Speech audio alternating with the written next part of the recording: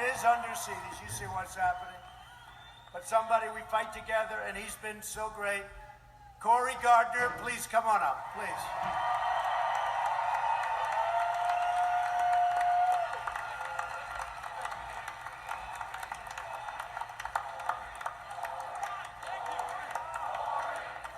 Good evening, Colorado. How's everybody doing? Now I want you to give a great big Pikes Peak welcome to the President of the United States.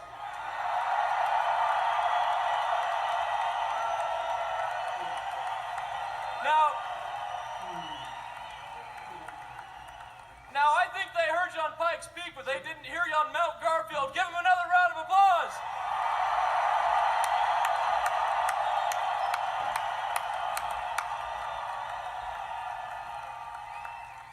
Colorado, we are going to win. We are going to win because we believe in Colorado. We are going to win because we believe in America.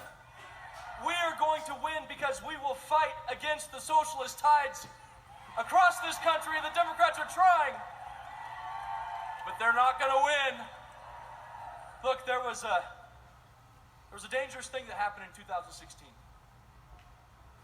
It was the normalization of socialism by Bernie Sanders. The most dangerous thing was the normalization of socialism by Bernie Sanders, because what happened? Candidates started running as socialists. They embraced the platform. And today, there aren't shades of socialism.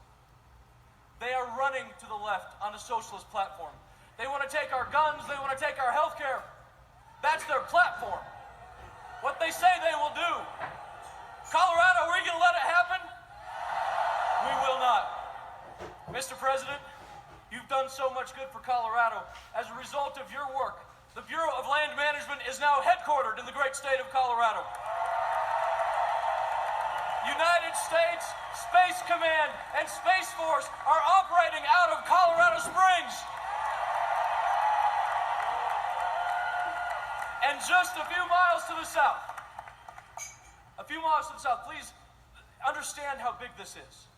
In 1962, President John F. Kennedy went to Pueblo, Colorado, and he talked about building a pipeline in Pueblo, Colorado. Was it built? We got the money 2 weeks ago to begin construction, thanks to President Donald Trump.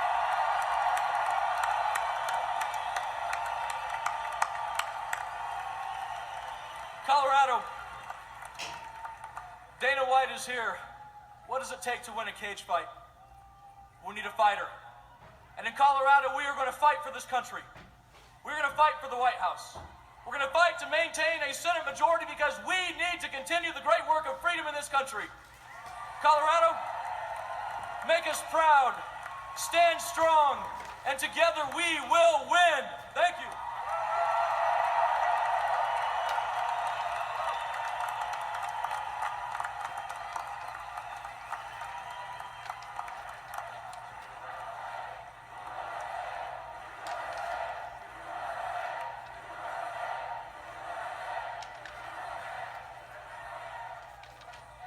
Thank you.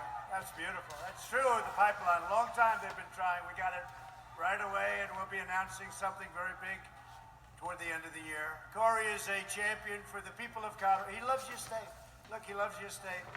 He was here. He does the tractor thing. He loves tractors. He sells a certain type. And don't worry, if there's any noise, just let him. They won't hear us. And he's got my complete and total support and endorsement. He will never let you down.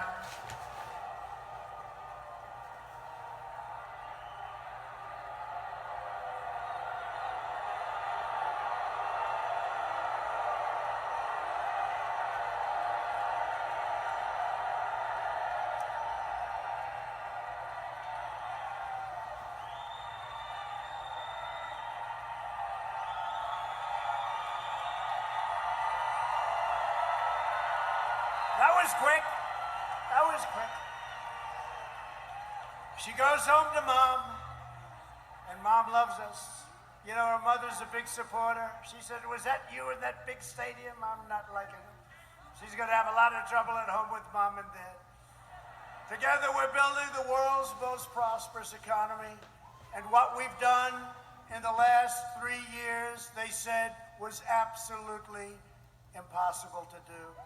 We've created nearly 180,000 new jobs right here in Colorado. Nobody would have thought that.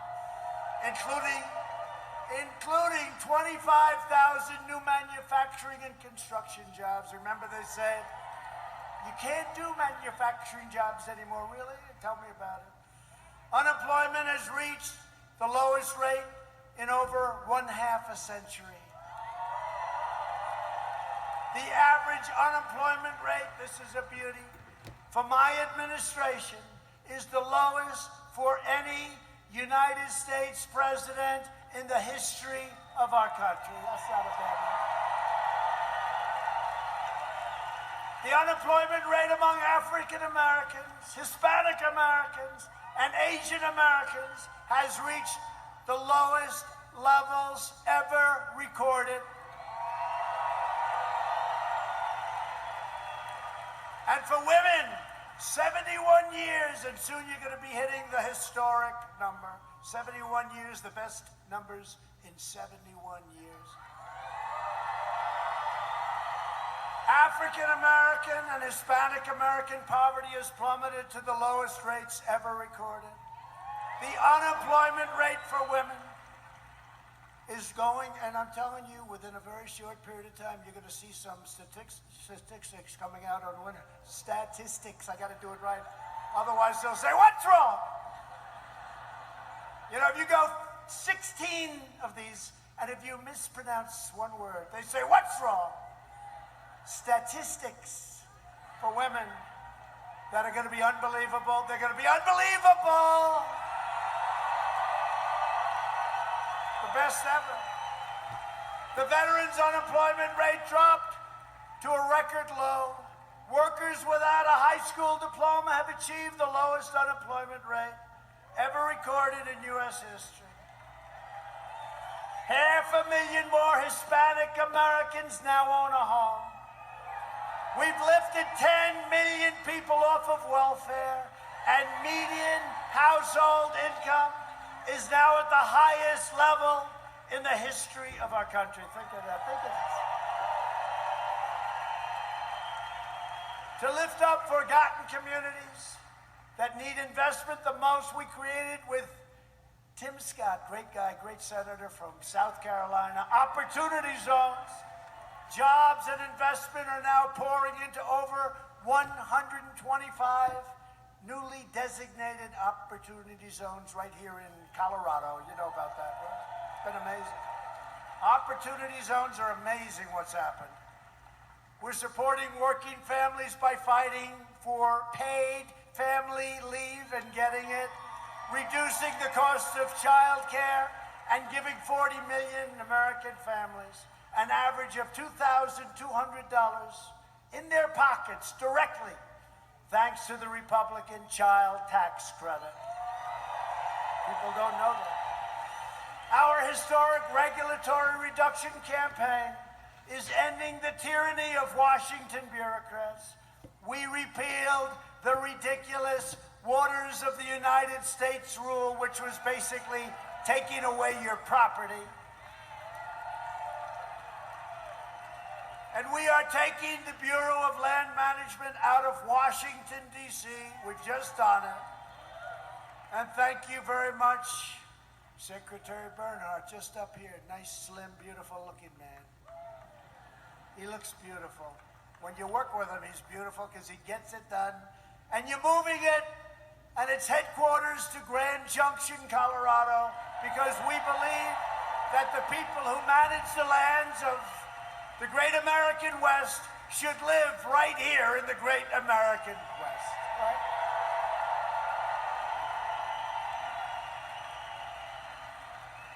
And we have ended the war on American energy. There was a war, and we're up here, and we're doing it.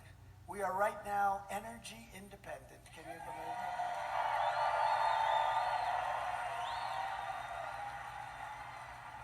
They want to use wind, blow, wind, please. Please blow. Please please keep the birds away from those windmills, please. Tell those beautiful bald eagles don't know a bald eagle. You know, if you shoot a bald eagle, they put you in jail for a long time. But the windmills knock them out like crazy. It's true. And I think they have a rule, after a certain number are killed, you have to close down the windmill until the following year. Do you believe this? Do you believe this? And they're all made in China and in Germany, Siemens. And for those of you that want to hear it, when they're making them, more stuff goes up into the air and up into the ozone, the atmosphere. More stuff is going up there, they're making it, and they don't say this, but you know, after a period of time, they get tired, they get old, they get rusty. And a lot of the guys say, hey, their useful life is gone, let's get the hell out of here.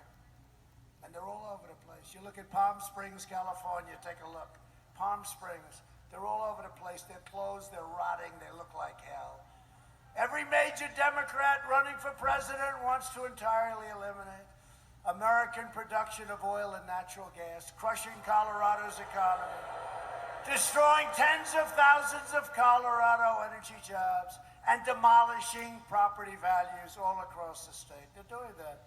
Look, you're going to vote for one of these people, probably Crazy Bernie. He seems to be leading. Mini Mike, I thought he might come up, but he can't because he can't debate.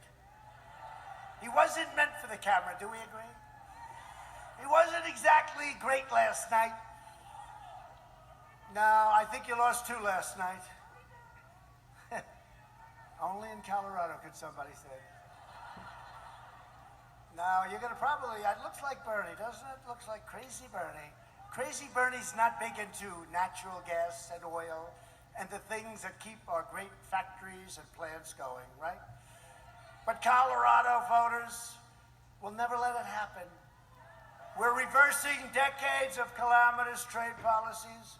America lost 1 in 4 manufacturing jobs following the twin disasters of NAFTA and China's entrance into the WTO. But under this administration, all of that is changing.